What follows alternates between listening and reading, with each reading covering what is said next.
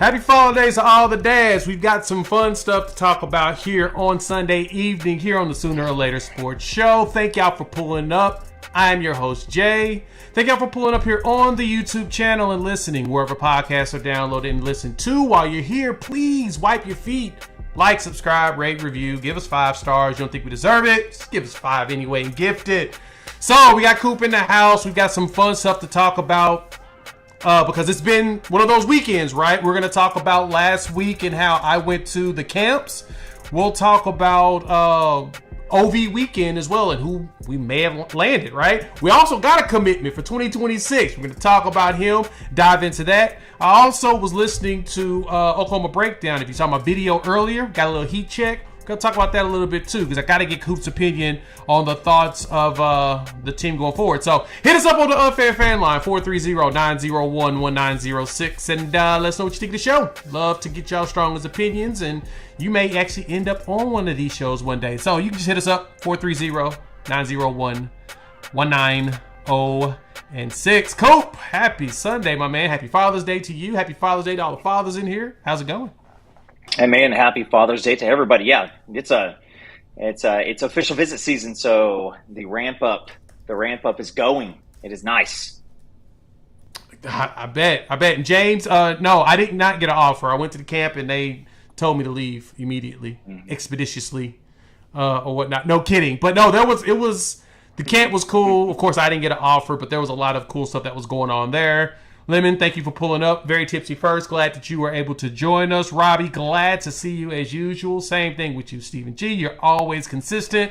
Thanks to my people. Happy Father's Day to the Don. Happy Father's Day to everybody else, too. Thank y'all for joining us late. We pushed it back, of course, a little bit. Coop was out getting some fishing in with the kiddos, man. How was that? Man, got a new fishing pole for Father's Day, and so my daughter has fishing traps. We got a pond back behind the house, so she's got fishing traps and a net and everything, and she wanted to use my fishing pole, so went out there and we got a couple and found a abandoned water snake she almost stepped on. So that kind of stuff. Ate some good food. I like taking care of my family on Father's Day. I'm not going to take a day off. It's time to go. So it's just been great. So doing this a little bit later in the evening, allow you guys to wrap up your Father's Day fun. Right. Always no days off, right? You can go ahead and get that grill or whatnot. I was lucky. I didn't have to cook today. I got to enjoy some food. But the best part is, of course, Coop, as you said, you were gifted a fishing pole and your daughter wanted to use it. So She got to basically break it in for you. That's always a big plus, right? The beauties of being a pops, man. Ain't nothing better than being a dad, man. Kids are awesome. Love mine. They're terrorists. They terrorize me all the time, but I love every minute of it. And it's what, makes enjoyment in life. So if you having the opportunity is fun. And what we get to talk about now is other people's kids, right? The best part, we get to talk about them and send them home. We don't have to actually take care of these, but team will, because as fans, we're going to have to take care of some of these because we know that if we can gain these commitments, we need to. So I want to talk camp first, the fun of the camp. So me and PG actually hung out. I shot him a message. He may join. He may not. I'm not sure. I think he's probably still cooking or whatnot. But we had went to the Brent Venables camp. They had that on Tuesday and Thursday. I showed up I was able to go on Thursday for a little bit and see some of the skills positions. They had the quarterbacks going as well in the afternoon. They had the quarterbacks and the wide receivers going, and they had wide receiver DB drills. I think the linebackers was doing some stuff. And let's start about this first. What's going on, Big Reg? Thank you for pulling up. Got to give you that insight for some of the stuff. And happy Father's Day. I know that you are being up there in Ohio, we're providing you that Sooner content. So thank you for pulling up as usual. But we got to talk about this Jaden O'Neal quarterback, this situation, dog. So I saw him in person. And if you follow me on the Xbird or whatnot, you did see me drop some videos on him. You saw PG drop some videos. You saw from all the outlets. Yeah, he's the real deal.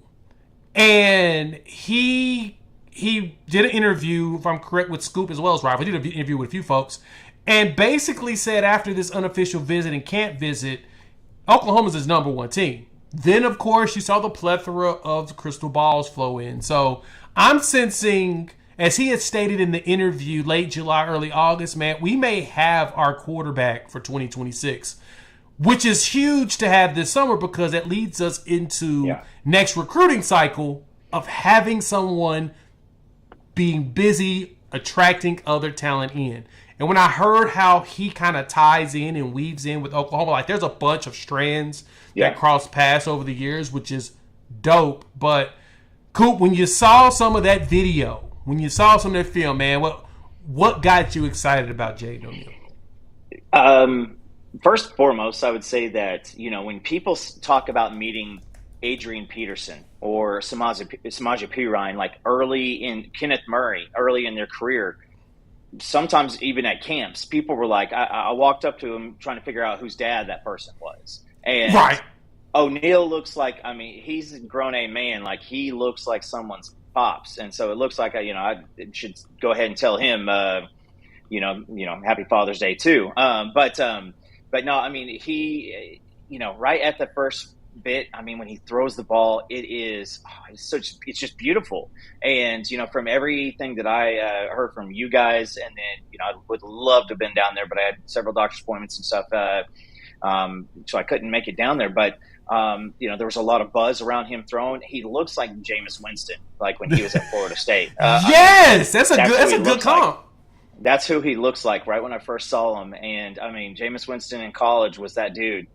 And so, disregard anything about crab legs and everything else. But no, he's big. He has a grown man's body already. It's the arm strength. This guy has coaching out in front of him that's going to make him better. So, what you don't see is decision making. But he's going to have some time to hit it up. So it sounds like this is going to be set up pretty soon. And as Oklahoma continues to climb, we need the quarterback in place for like a legit dude on the quarterback spot. And that helps you get closer to one of those 1, 2, 3, or 4 class in the for that year. You got to have that big time quarterback. It's hard for even Oklahoma to have a top 1 or 2 class. If you don't have a quarterback, a big stud quarterback, not just taking somebody for the class, but having the dude. So expect this 26 class to just be absolute fire, and it sets up what are we looking at? 3 or 4 classes in a row where Brent Venables is just doing work. So, right. And they're adding to the future. They're adding guys that are ready to recruit for the future. And that was the thing that, like I said, what jumped out to me in just watching him, just watching him throw the ball during the camp, I'm just like, first off, like you said, he's huge. He's a legitimate 6'3", probably 210, right? I think he's listed at 200. He's a legitimate 6'3", 210, if not 220. He's a huge human being. And then on top of that, I think what was crazy about him the most was he's a sophomore, right? So he's the same age as my son. Sitting there having a conversation with him, dude, super mature. And, his focus was on getting better every day, right? He kind of talked about the recruiting process a little bit, and he said, there's certain things that's involved, and you got to pay attention to it because they exist. But for me, the focus is getting better every day and really, pushing forward. And at the same time, when I was talking to PG, he's okay with me saying this. Like, Jaden was focused on, he was trying to get people there. Like, he actually recruited guys to come to the Venables camp. Like, he told them, hey, I need y'all to go ahead and pull up and join your boy. And being able to do that, obvious leadership, right? And if he, quote unquote, doesn't pick Oklahoma, which I think he's picking Oklahoma, I'm just going to say that now. He came in with the thought process of, I want to recruit some folks to wherever I go. So if I can get you to come to the camp that I'm at, we can chop it up, build some relationship rapport, and then push forward to some, and wherever we end up, hopefully we can end up together. I love that aspect of his personality, and I love that he knows that he's a centerpiece. And of course, everybody that watched him, believe me, everybody's watching him and was like, oh, this guy's really good. like there was no denying how good he is just going through the camps, right? His awareness. Like the one video I posted on social media, he was directing his wide receiver and telling him, hey, no, go here. Yeah, this is what you're going to do. And he basically looked at him and kind of mouthed him where he wanted him to go. Then the dude get the route. Boom, he stopped back. Bop, bop.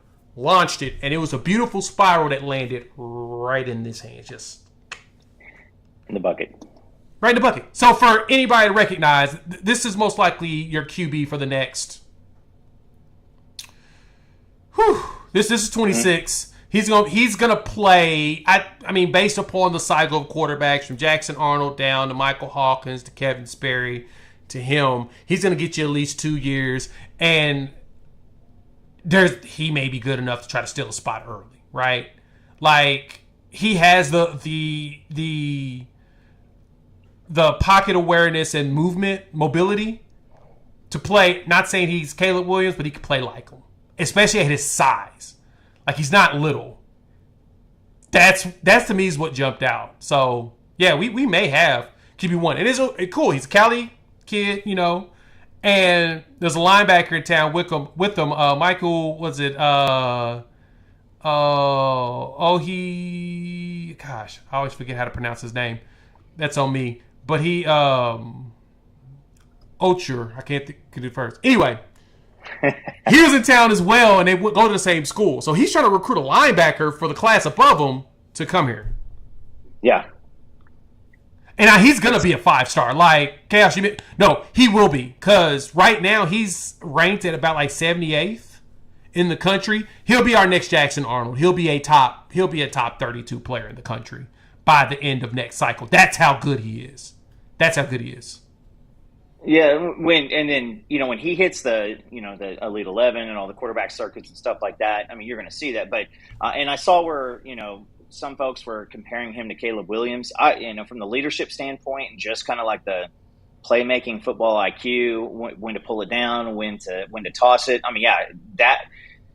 He's got so many great pieces, and it's a dadgum shame that he can't find himself a good school to go to over there in California. But we will definitely oblige. And but the leadership piece, I mean, he, like you said, with the linebacker, he was talking to Fasusi and Haywood. I mean, he is just talking to everybody, trying to get folks. I mean, he is trying to set himself up, and so I mean, that's what you want in a quarterback, is somebody who's going to come in. Because I mean, you look at the talent and you're like, all right, talent's check. There we go.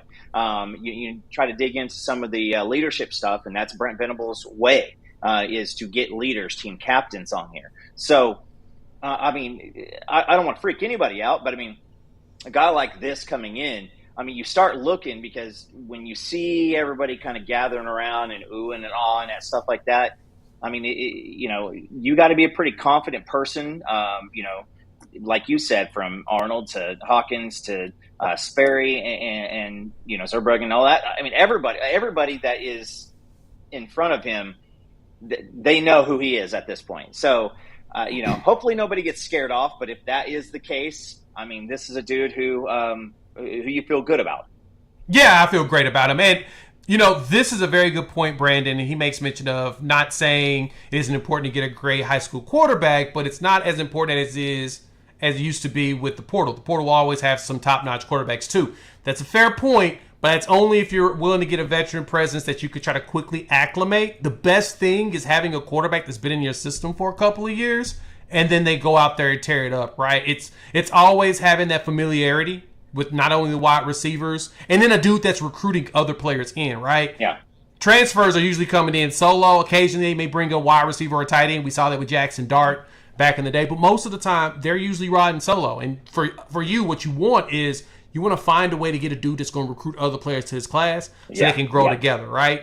Growing internally through the recruiting process still shows it's proven to be the best way. Now, as the portal matures and everything gets better, we'll start to have some actual case studies to if you can refresh your roster multiple times, a la Colorado, then we'll be able to tell if that's something that's viable and that can work. But overall, I'm excited, and I'm with you, Stephen G. I do see that there's a very great chance that he'll be top 15.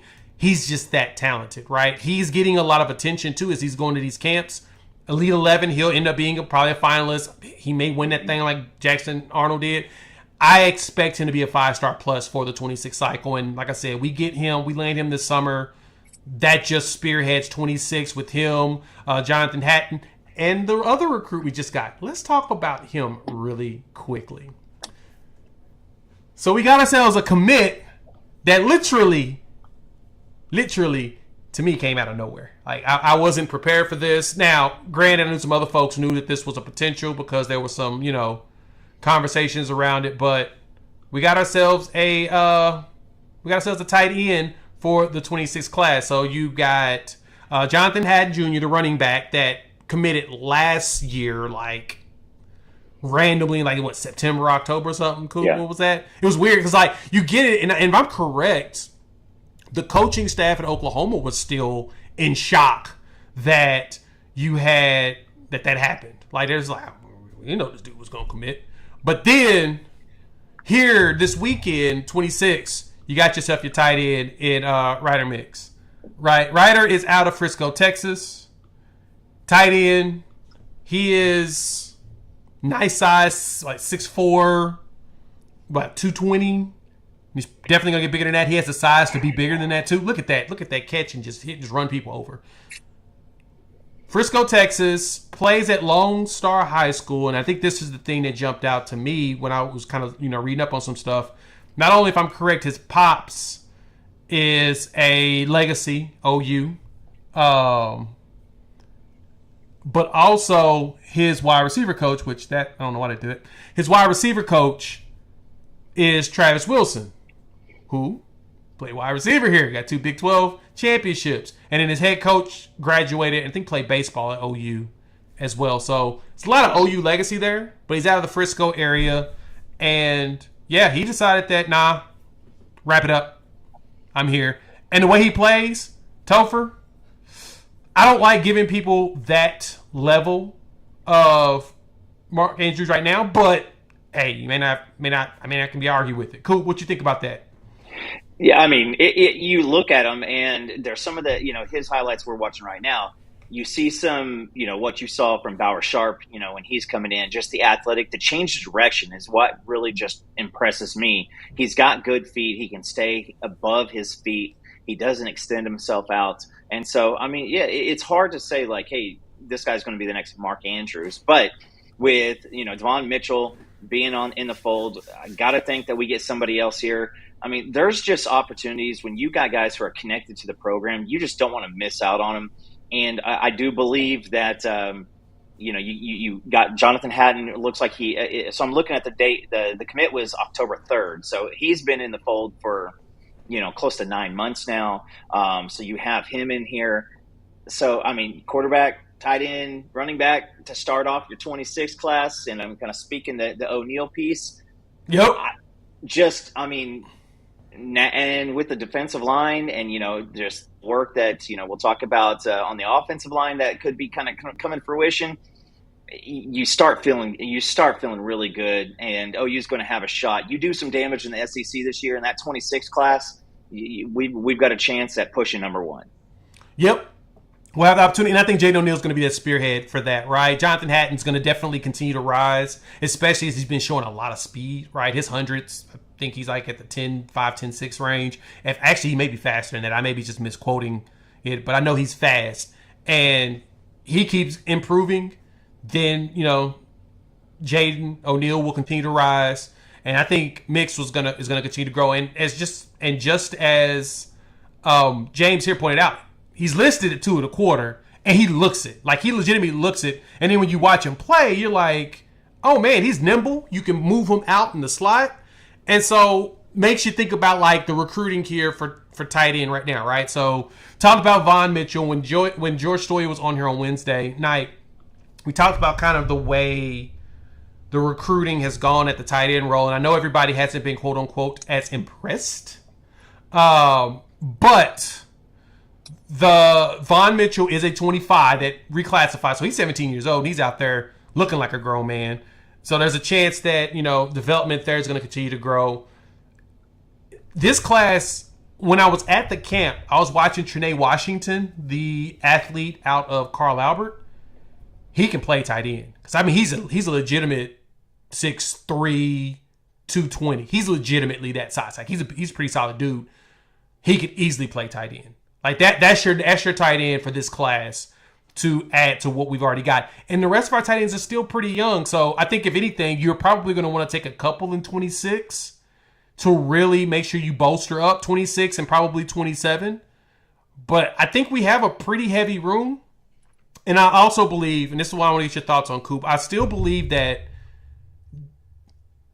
Coach Finley's best chance is to go ahead and continue to live in the portal for tight ends. What you think? Well, I mean, like I can't remember who said it earlier about, potentially going in there for a quarterback. This is one that you can do. I mean, you look at Jake Roberts. I mean, didn't Stoya say that Jake Roberts is going to play a lot this year? Him and Bauer Sharp, yeah. Start, he may be the starter up front. And so, I mean, you can go after that type of guy. But, I mean, with the young crop that you have on here, you kind of – I mean, you're going to need somebody who can come in and just, maybe be some leadership and be a Jake Roberts type of a guy, because, I mean, some of the talent's going to start scaring folks away, and you're going to have just that we're good right now. The tight ends, I'm happy. Helms is starting to kind of put some stuff together. The help is there now. You still got McIntyre. It's the tight end. This is what I would say with Joe John Finley. Don't let any potential Ohio State commits affect your thoughts on Joe John Finley. The situation's just kind of a one-off. He's putting in work. With Vaughn Mitchell coming in, yes, Hawkins helps out with that, but you got to have team recruiting with the coaches to play in the big boy leagues. No, and that's fair. It's the one thing that I feel like JJF is at a disadvantage is on that the way that we've leveraged tight end since he's been part of this regime. So, like you mentioned, I think it just got to take some time. We've got to prove it. My only fear that I've had this year is, dog, our wide receiver room is pretty stacked, right? And it's not that it's just stacked with kids that we like, but it's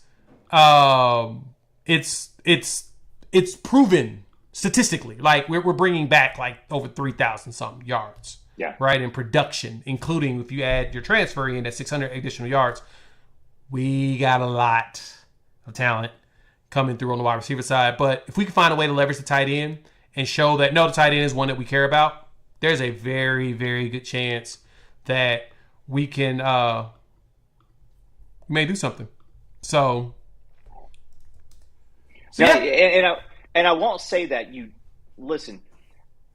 could be very, very excited about the recruiting, the high school recruiting, but let's be honest. We have look at Bryce Foster. Bryce Foster was like one of the biggest misses, one of the biggest meltdowns that we've ever had when he chose A&M. Well, he just didn't pan out. So, I mean, you're still going to have those situations where we win, we pay a guy, we play the NIL game and he shows out and he doesn't turn out. It's different. It's different being man on campus when you're a high school senior.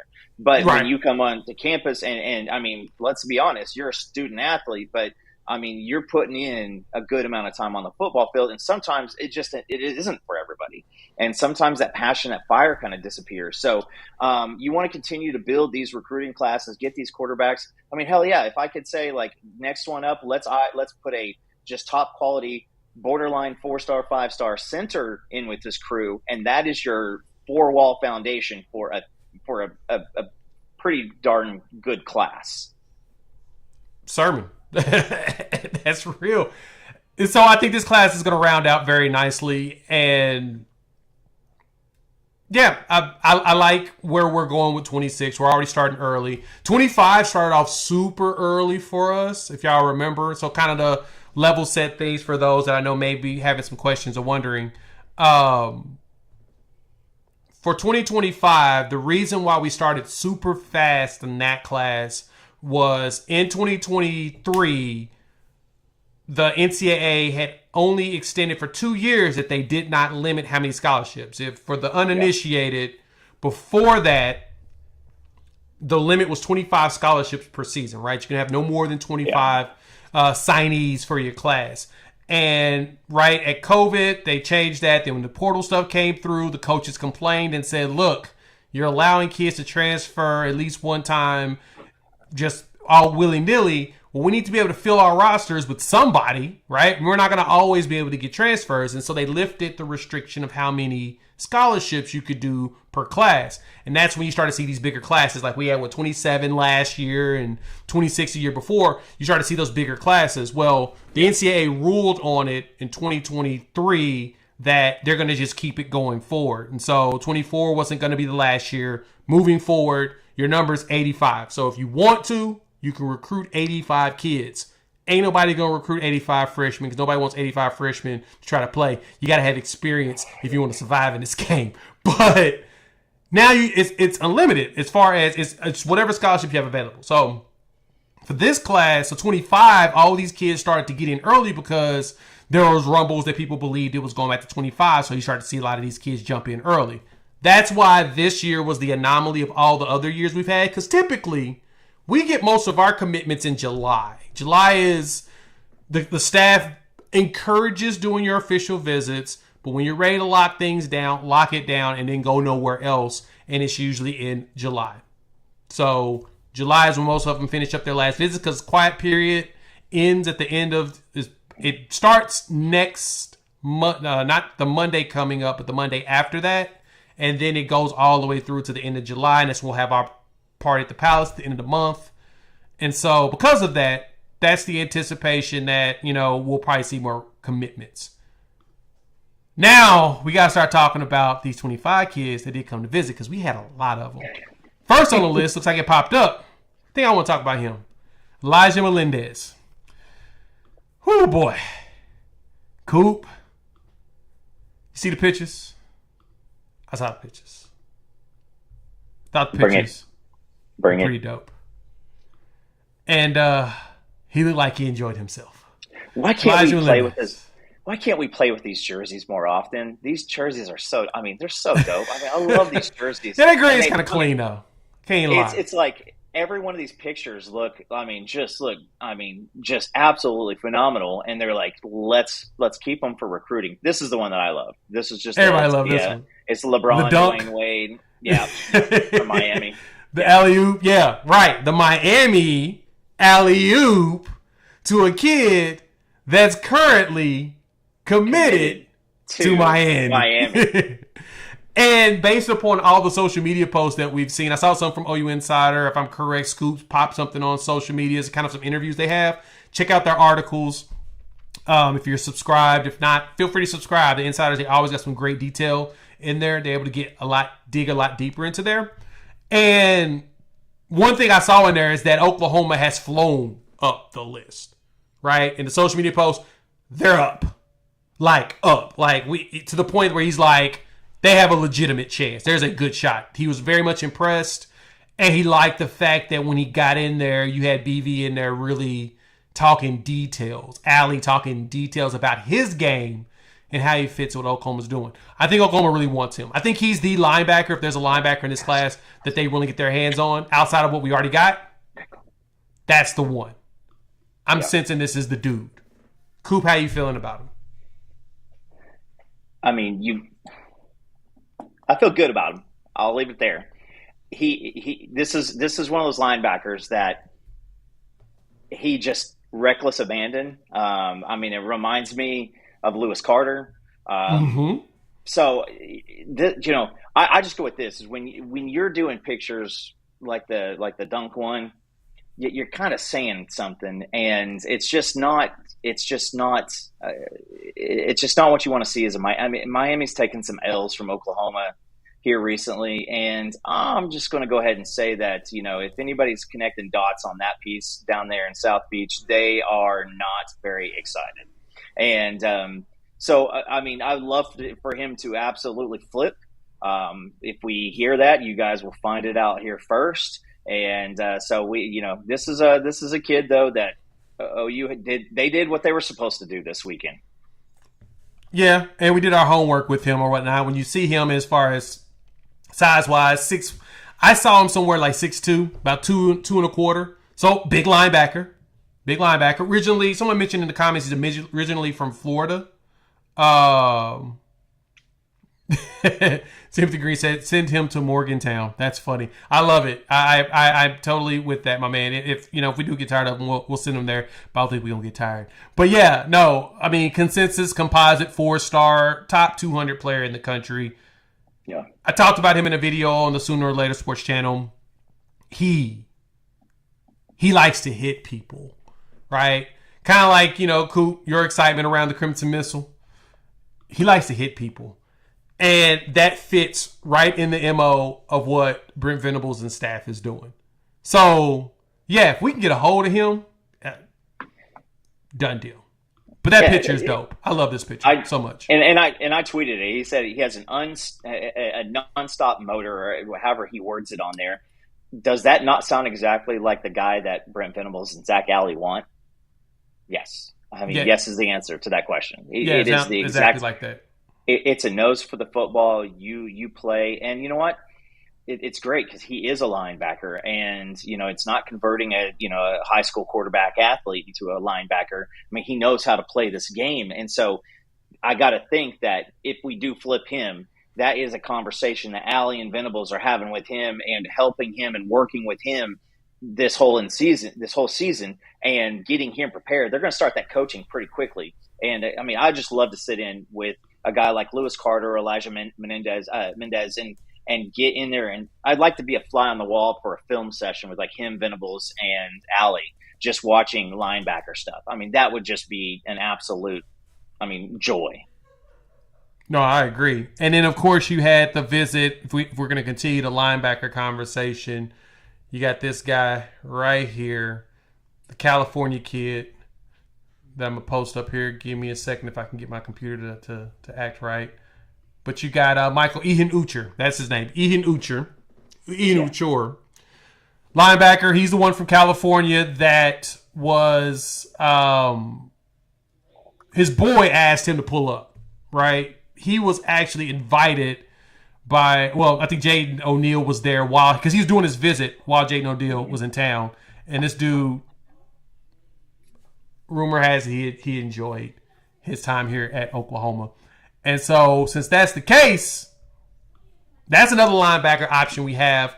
I do like him. I like his game. I'm still big on Melendez. Because if you think about it, linebacker-wise, we probably won't take 2 in this class, right? Your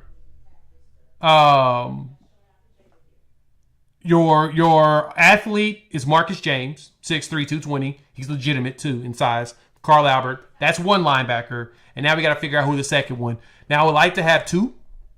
I wouldn't complain about having 2 more. But I believe it's probably going to be Marcus James with hopefully one of these 2 at linebacker. What you think, Coop? Yeah.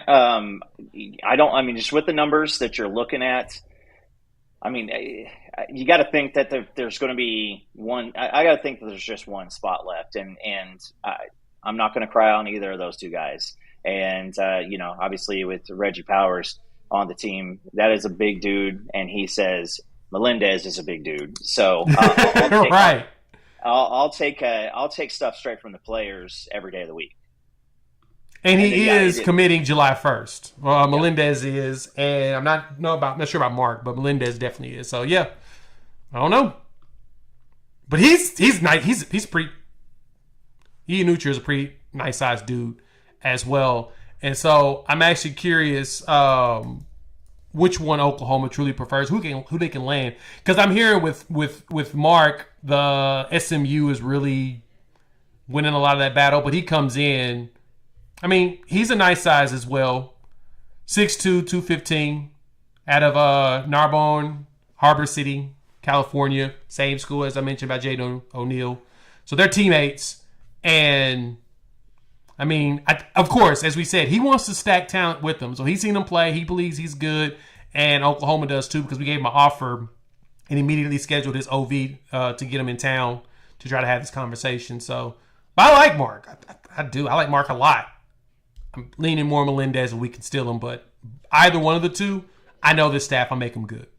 Yeah, it's again.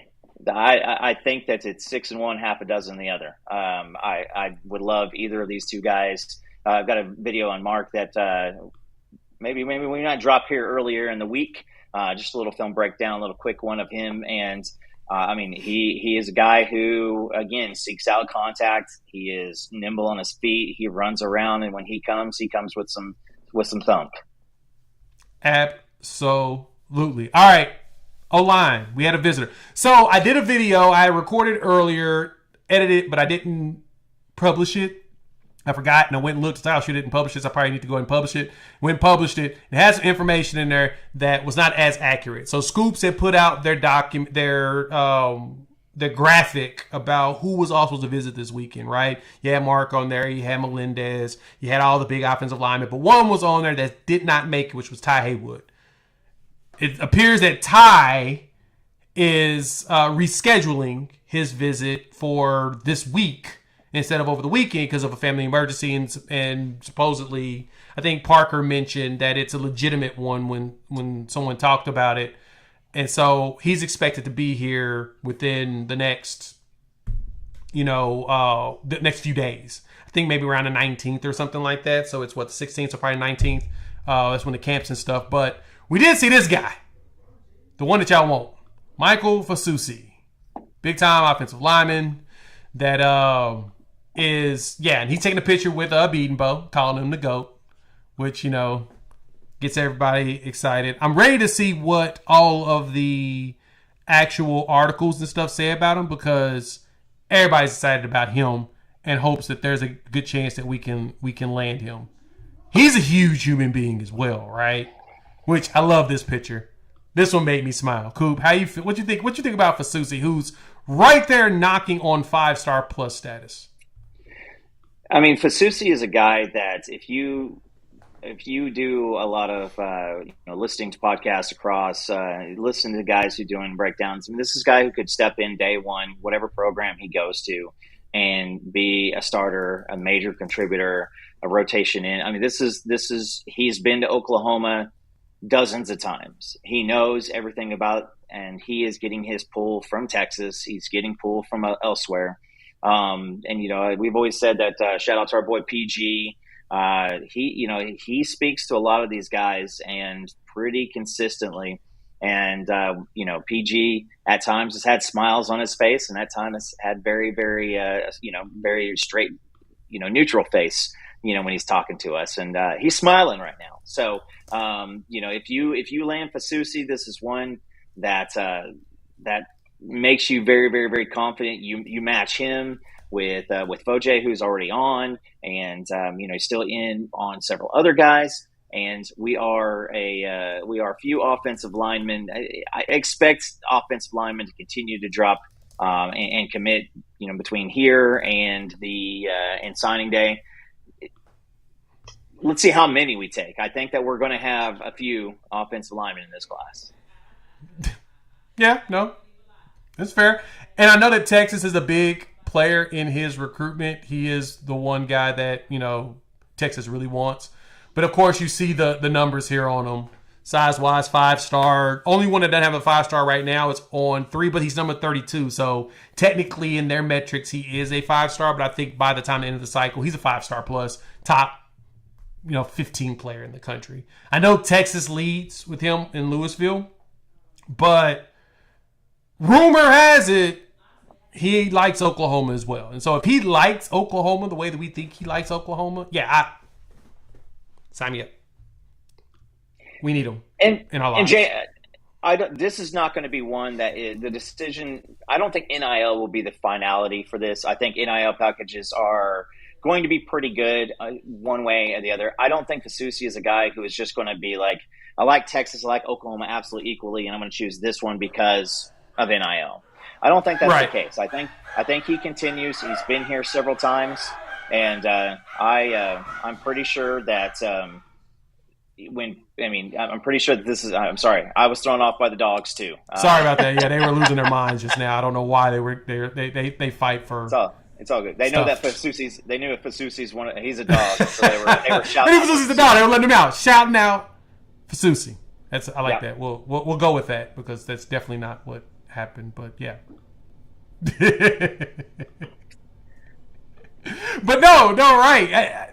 I hope Oklahoma does what they can to like fight for this one.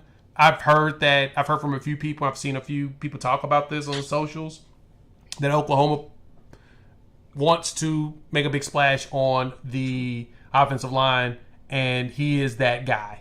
He's one of those, right? Him, Lamont Rogers, Ty Haywood, they really want to make a splash. So if we do what we need to, there's a chance, right? So what y'all think?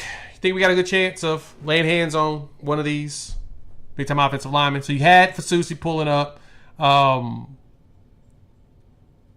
Our boy Emmett Jones was doing what he does best. He had this young man in town, Cortez Mills. Kind of shocked me. Wide receiver, consensus composite 4-star, top roughly 100 player in the country. He's right there. And he can play. I went and looked at some of his film. I'm like, oh, he's a playmaker. Especially at his height. Like, I actually think that he's under height on this one. I think he's closer to 6'1", 6'2", but he can ball. He's good. You had him, and you also had Marcus Harris. So you had two wide receivers that came out of nowhere. Quincy Porter's supposed to come next week, but he committed to Ohio State a couple of days ago. Yeah. So the big question has been, okay, does he still make the trip? I think he probably still makes the visit because that's one of the schools where kids commit and then they go visit elsewhere still. But Heartline is just that good that there's no concern for them. You know, it's one of those, should I be worried? Nah. Because, our guy is Brian Hartline. So, Emmett Jones is working wide receivers. I'm sensing we're probably going to take one or two. What you think? Emmett Jones is just that guy. I mean, he gets the conversation. Not every single wide receiver who's going to show up in Oklahoma is going to be a commitment. But I think that there's a lot to be said about who he. I mean, again, when you're just saying Cortez Mills, like, I mean, that wasn't something that, like, Cortez Mills has been a guy that's been playing in this for a long time. Emmett just continues to do work, and we knew that with the wide receiver class this year, we were going to be looking at a couple of guys, and I just continue to say, I mean, the guy needs a raise.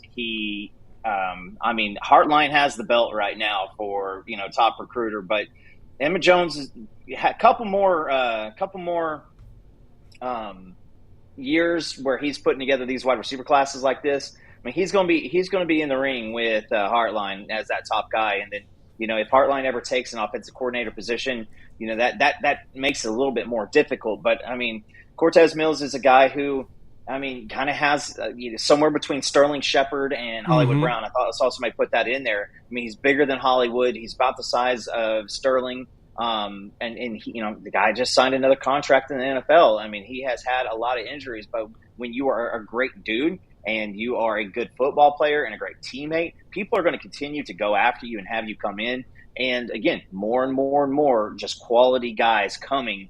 And then again, if you throw in success in the SEC, there's still, to a lot of these kids and a lot of people outside of Oklahoma, there's still a lot of people who are waiting to see. So, wait until the winning starts, on top of the continued stacking of just absolute guys and competitive depth at every single position. Lemon, you cannot take a drink. You're cut off. So have some water. Today. What was the vodka commercial that does the take a water break? Calling a water break. Calling a water break. All right, so this just happened. We had a commitment for 2024. Sounds like it was a PWO. Now, I saw this dude. Oh, man, it's been about a week. We saw this. Devin Owen. Out of Argyle, Texas. 2024 safety.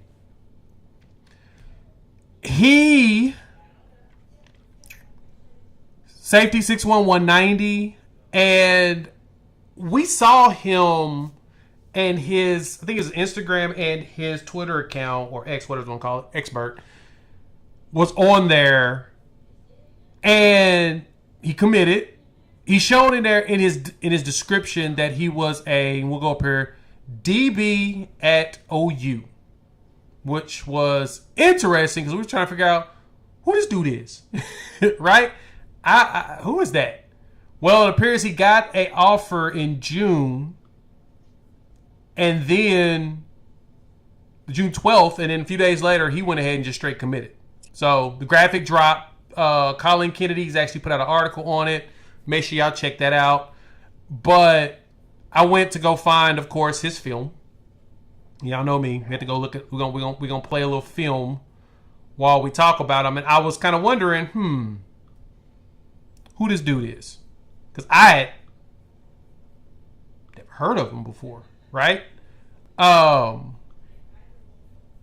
it appears that he can play. So he played safety, strong safety, and outside linebacker. So it sounds like a quote-unquote cheetah role. And I don't know. I don't think he's a PWO. But it's not bad if you're stacking talent that's big and fast enough to cause problems. Coop, had you heard anything about this dude?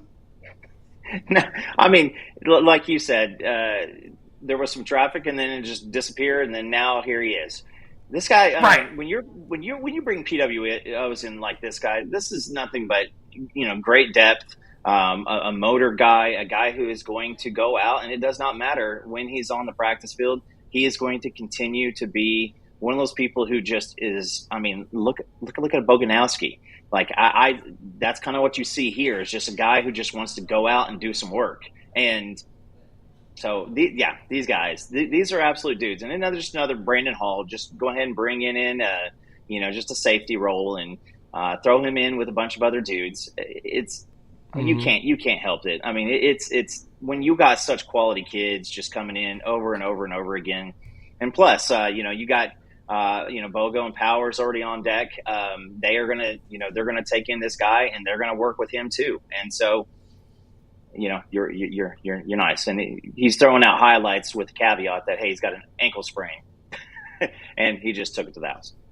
I know, right? And so this is the safety. Yes, this is the safety that just committed, and I just no clue. It's just out of nowhere, right? We be getting these random commitments, which I'm not complaining about, right? If he can play, if they feel like that he can add value to a little bit of not only competitive depth, but good guys for practice and all of that. You got to have good bodies in order to be successful, especially in the SEC, because that's the one thing that happens in SEC is you lose bodies fast, but you need guys that you can train against and all of that. Yeah, I did not see that coming, but hey, welcome to the fold, guys. Welcome to the fold, G. We appreciate your service. We want you here. Welcome to Sooner Nation.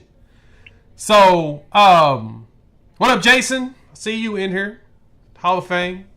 Jason. Emmett Jones, of course, Emmett Jones is trying to get himself another raise, and he's going to have me advocating like crazy for him once again, just because of that. And then, of course, Marcus Harris. He's another wide receiver that we're looking at. I think just pull him up. I actually pull him up now. Coop, do we need to go ahead and pay Emmett Jones more money? Is what you want to tell me? I'll pass away the collection plate. Everybody toss it in there, and but yeah.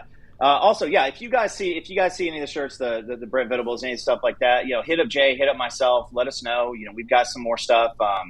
Do we have the shirts available for purchase, Jay? We got a couple people saying Yeah. It's on the it's in the description below. Just go to the merch shop, buy them up. Yeah, we've always got the shirts available. They're on the print on demand, so they're available. Got some more designs coming soon to add for the football season, get some retro feels or whatnot.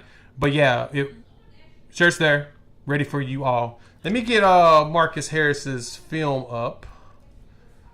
At a matter day, he is from California. Another, California wide receiver. Feels that we have this thing for these Cali kids, and he's actually really good too. So Let me go ahead and add that for y'all's enjoyment. I mean, do you think that while you're pulling that up, do you think that Lincoln Riley sees these types of things? Like my disdain for Lincoln Riley, like he's gotten what he's deserved. Everybody thought he was going to be off to the NFL. That luster has dissipated quite a bit. And yeah, I mean, I just got to think that as he sees all these Cali guys going back out there and all the garbage that he dropped about recruiting Mecca and all that junk, it just continues to make me laugh just because I mean, when you have a school with tradition, you're going to draw. And then when you have a program set up like this, it's just these guys want to come out here. And the pipeline doesn't seem to be stopping. Florida and Cali kids, they don't mind coming to Oklahoma. No, they really don't. And it seems to be something that we're attracted. And the good thing is we recruit not only OK Prep, but we do the nationwide piece. Of course, Texas is one of our biggest hotbeds because we own the northern part of it. But we're going for the Floridas, right? Like, as we all know, Brent Venables loves his Florida linebackers. He inherited Stutzman, but he brought in, Lewis Carter's of the world. He loves players, especially from Tampa Catholic, right? That's the school that he talks. He praises the most. EPL came from there, right? Him and Lewis Carter. Yeah. They're heavy in that area. Same thing with California. We have a tendency to snatch some guys up from there. Lone Star High School. That's where Mims came from, and as well as now Ryder Mix. That's what we like to do. We like to recruit nationwide. That's very big in the philosophy of this staff. Yeah. It's if we're going to win national championships, we can't just do it here. But looking at Marcus, man, 5'11", roughly 6 feet. I think he's actually one thing that showed me was one of his deals showed he's about 6 feet. We'll figure out whatever his combine actual height is, but he's a good route runner. Gets open, can jump, finds a high point of the ball, pulls it in. I see why Emmett Jones was going after him because you had him on the list. You have, I think, Manny Choice as well as Andrew Marsh coming next week. Like, Emmett's on a roll in pulling in elite wide receiver play. If we can get, how many wide receivers can you have? It makes me think about like Ohio State and what they doing and all these wide receivers. Like, how many great wide receivers can you have, right? At a certain point, we got to figure out something, right? Or am I crazy? I mean, Theo Weiss, Trajan Bridges, Hazelwood.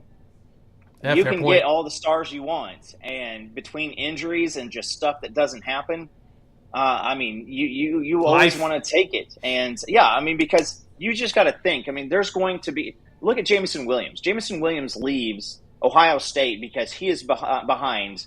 I mean, first round draft picks galore, right? And so he goes to Alabama and he shows out and he becomes who he is. Now, if he can quit the gambling and everything, that it's a different story. But you want to take these guys. If these guys want to come here, you want to take the people who if they want to be here, let's oblige. Let's bring them in and let's go because this is a quarterback driven league. When you have the quarterbacks in the fold that we already have and the ones coming down the pike, guys are going to flock to it. They're going to go. And especially when, if Marcus Harris pulls up and he's like, yeah, let me see what this is about. And he sees O'Neal out there dropping bombs. He sees the Sperry family there. He sees Jackson Arnold. He sees Hawkins. He talks to these players. And you're just like, I mean, where's the weakness at quarterback?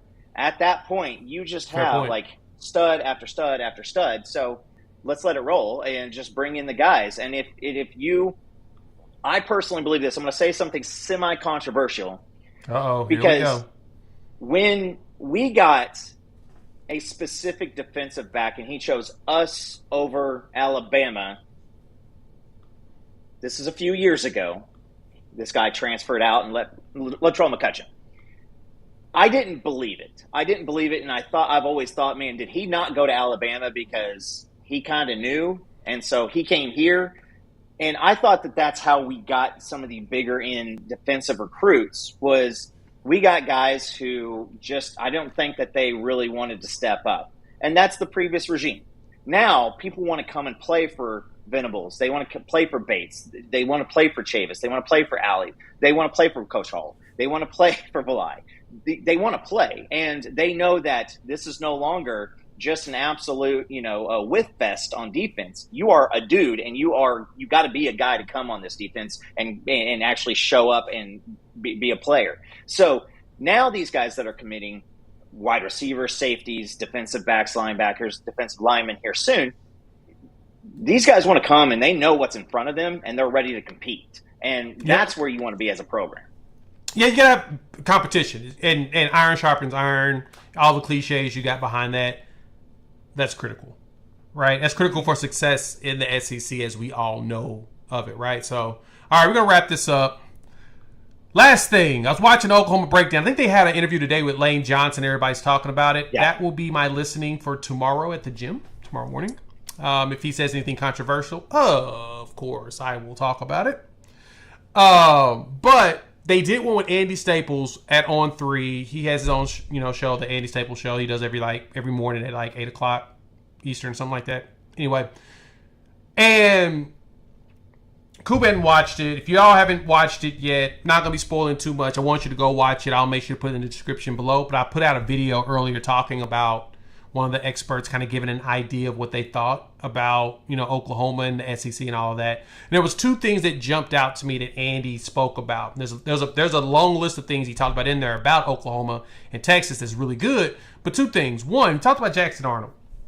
And he said, of course, with Jackson Arnold, you only got one game of tape, but you saw good things out of him there, and you also see him being a true freshman, which to me makes me feel good, right? I like that people recognize that, he made a true freshman mistake, meaning that they recognize that he shouldn't do that same thing as a sophomore. So that kind of gives him a little bit of grace, but you saw really good things that could turn, look really good long-term for Oklahoma. But what he said one thing that jumped out to me, Coop, and I want to get your thoughts on this. He was saying that just about every coach he talked to, Jackson Arnold was the quarterback they wanted out of that class. Now, that class was a good class, right? You had number one, you had Arch Manning or whatnot. Everybody has their opinions on him, but you had Arch. You had Dante Moore. Nelson. You had Dante Moore. You had Nico Iamaleava. You had Jalen Rashada in that class, right? Eli Holdenstein over there at Alabama. You had a list of quarterbacks in that class, and a lot of them all said they wanted Jackson Arnold. That jumped out to me because it kind of confirms what we've all been talking about our confidence and Brent Venables' confidence about him going forward. Other teams want, this is the quarterback other teams wanted. They felt like he's probably the one with the most likely the highest floor, as in he's going to be successful regardless. The question is how successful and how great will he be? He's going to be good no matter what, at least at the collegiate level. Can he be pro level to where he leads Oklahoma to the promised land? How excited did you get when I heard that, Coop? Staples knows what he's talking about, right? He really does. I actually like Andy Staples a lot. Now, and again, Andy Staples is looking at stuff from a national perspective, right? So Phil Steele, all the guys that we've always seen who put out the Lindy's magazines, none of those guys. Oh, I got my Phil Steele in the mail. Yeah, dig on every aspect. So I don't necessarily think. I mean, obviously Texas is going to be heading into the SEC a little bit more assurance on the offensive line, but I don't think they touch our defensive line. So I mean, it's a split right there. You can't lose. I mean, your top two, producing guys who helped you be what you haven't been in God knows how long, and so you can't lose those guys and all of a sudden be like, oh, we're going to roll two more guys in here and they're just going to be fine.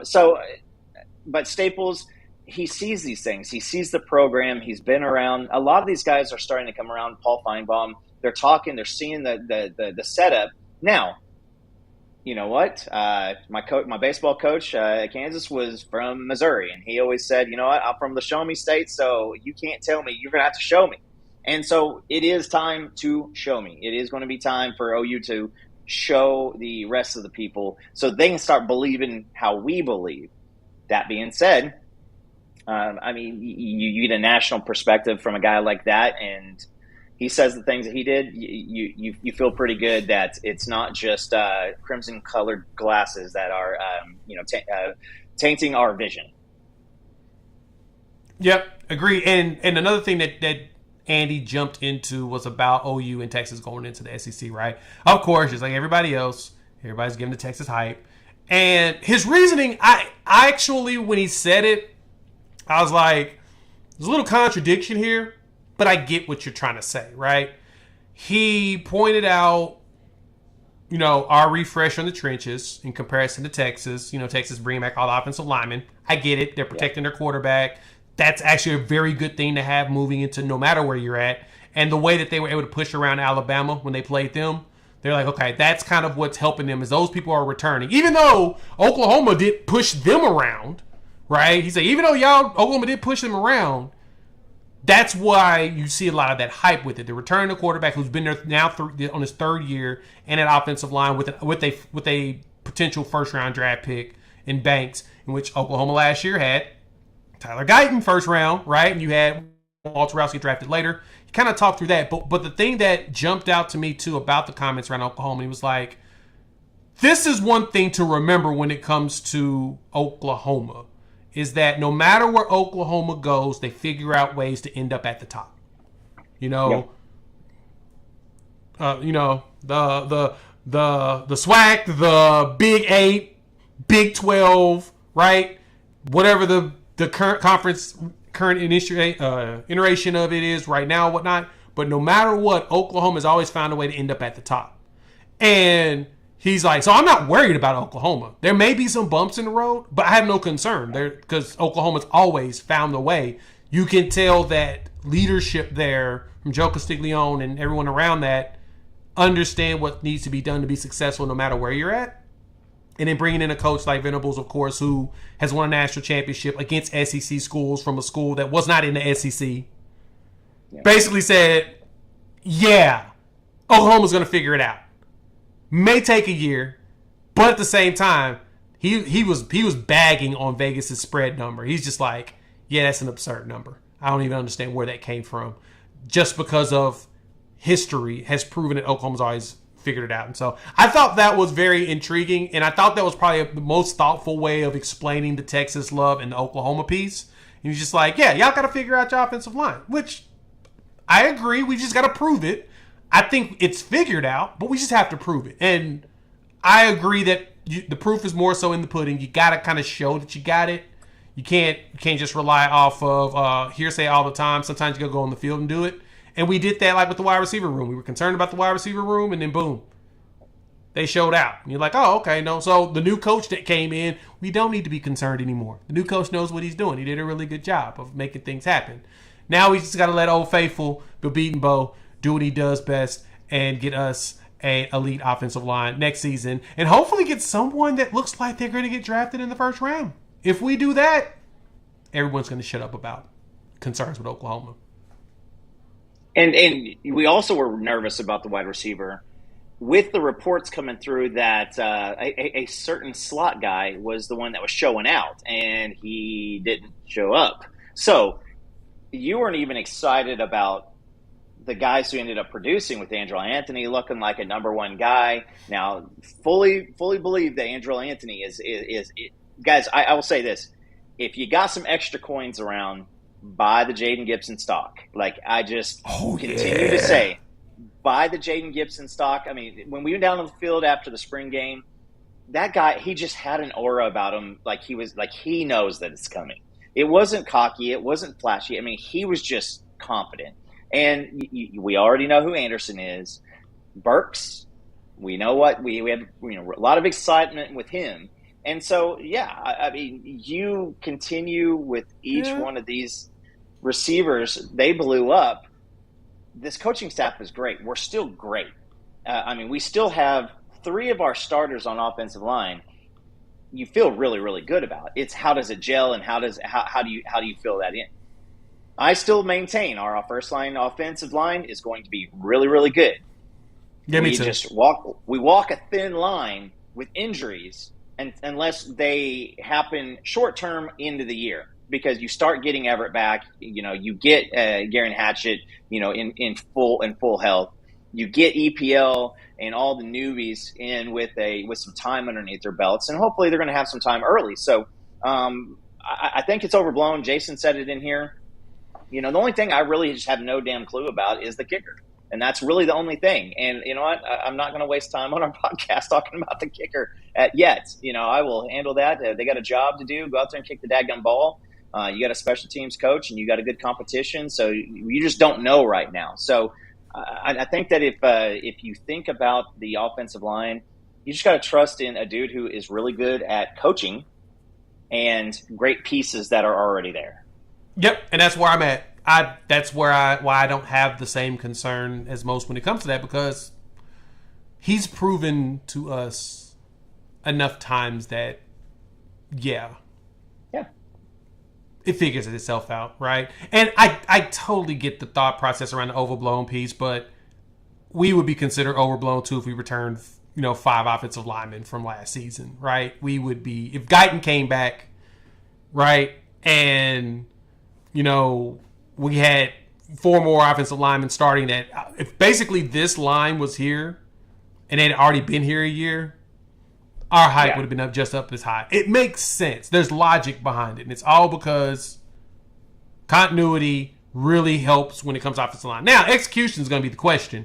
And I hope that they continue to not to do max protect against us. And we let Caden Willard run through all of them, because I think he really is he's going to be nasty on the line. Yeah. Him and Dominic with Dejan, and then you bring in the young pup. Look, man, I'm already salivating. All right, let's wrap it up with a bow in it. Thank y'all for pulling up as usual. Please hit that like button if you're new to the channel. Subscribe, and if you're listening, like, subscribe, rate, review. Give us 5 stars. I think we deserve it. Give us 5 anyway. Gifted. Coop, any final words? Just hang in. I mean, this is the beginning of official visit season. I mean, like, we're 2 weeks in, and all this excitement. You look back at the 25 class, and you're like, oh, this is going to be a good one. We talked about the offensive line. You see these pieces come through. Now the 26 class is going to start filling out.